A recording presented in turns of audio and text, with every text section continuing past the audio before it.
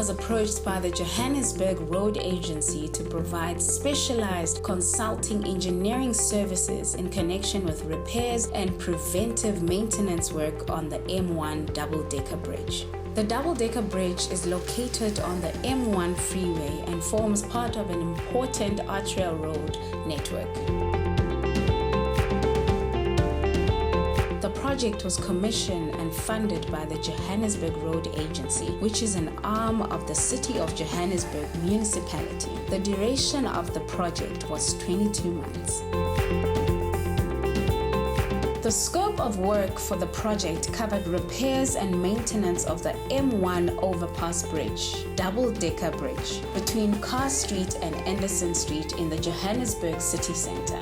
The road had undergone a number of defects, including blocked and damaged drainage systems, road surface cracking, worn-out joints.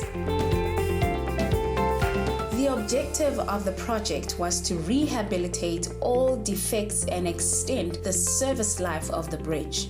The bridge is vital to the economy of Johannesburg. The bridge drainage system was improved in response to the regular flooding experience of the double-decker bridge. Other benefits included faster drainage of water from the bridge, as well as improved riding quality.